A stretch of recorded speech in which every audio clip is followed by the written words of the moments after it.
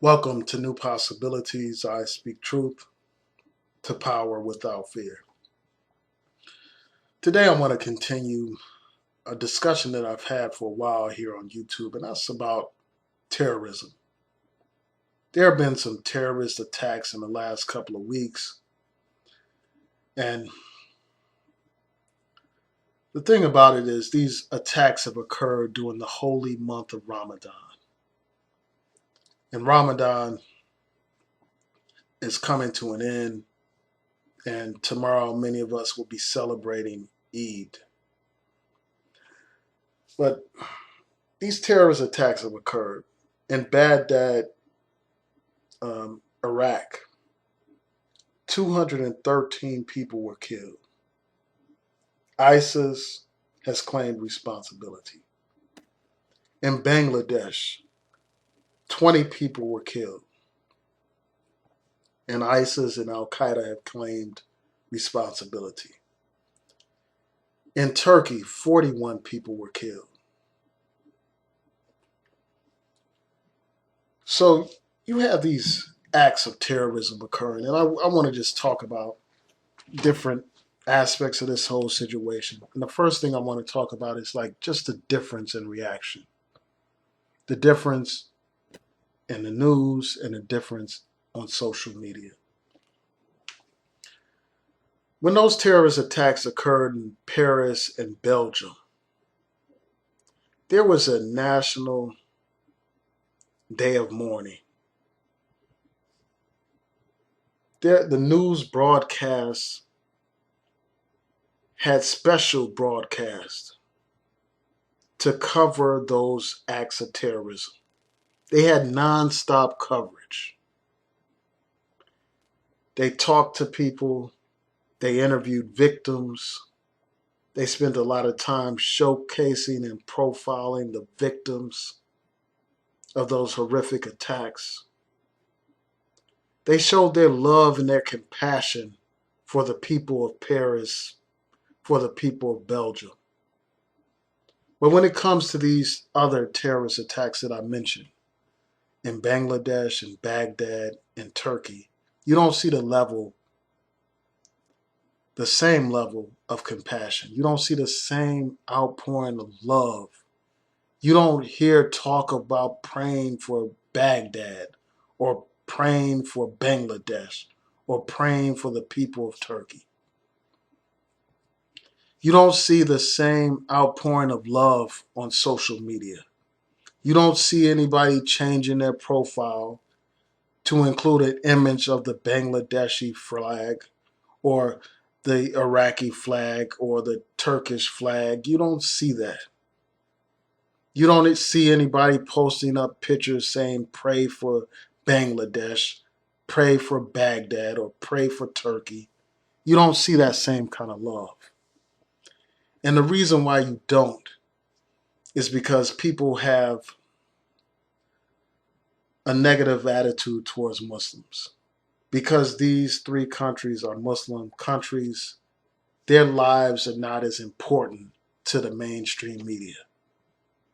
Because these are Muslim countries and countries that are viewed as non-European, even Turkey, because those countries are viewed as non-European and non-white, those lives don't have as much value or as much meaning.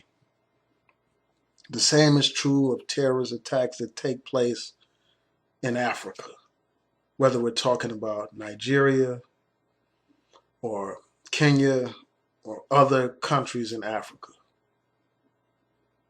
The American media could care less. I mean, they may have a couple of stories here and there where they talk about these tragedies for a couple of minutes. But they don't focus on them the same way that they did Paris or Belgium or Orlando. Because these Muslim lives, these non-European lives, these non-white lives, just don't have the same value to the media. They don't have the same value on social media. And I think that speaks to a lot of the racism in this country. It speaks to the intolerance towards Muslims in this country. And I just think that it's sad. It's sad that we don't see fellow human beings the same. We don't value human life, all human life, to the same degree. So that's the first point that I want to make about this whole thing.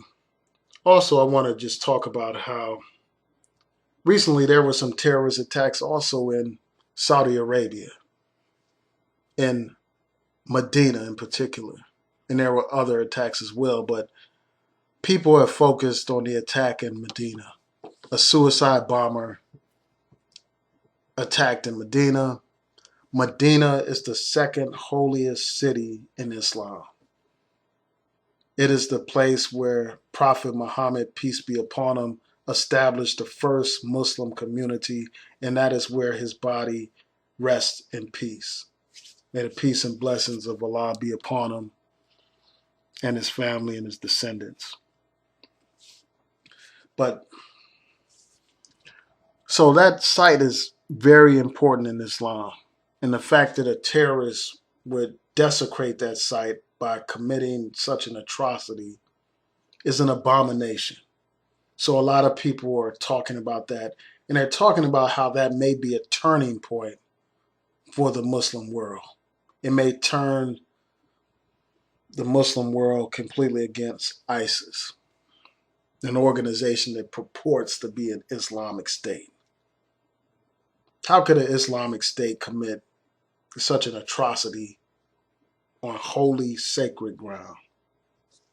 That's the question that people are raising. And some people are saying that this is a wake-up call for the Muslims, to wake them up, to have them go against this ISIS group. Well, I mean, my response is this. There should have been a wake-up call a long time ago. When those terrorists hit the World Trade Center, there should have been a wake-up call. When the terrorists blew up a U.S. embassy in Kenya, there should have been a wake-up call. When the terrorists killed all those people in Baghdad, there should have been a wake-up call. In Bangladesh, in other parts of the world, there should have been a wake-up call back then. These people who commit these atrocities can't possibly be real Muslims. Most of the people that these so-called Muslims kill are nothing but other Muslims. They're killing other Muslims. And they are doing more to defame this religion of Islam than any of the non-believers ever could. These people are backwards. These people are medieval. And here we are in 2016, and these savages, and that's what they are, and these savages are selling people into literal bondage. They are selling people into slavery. Online, they are selling actual people as slaves in this modern era. These people are living in medieval times.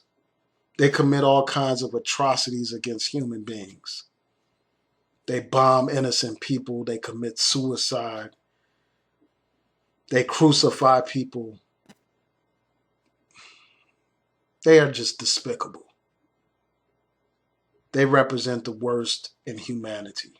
These people are monsters. And they should be universally condemned.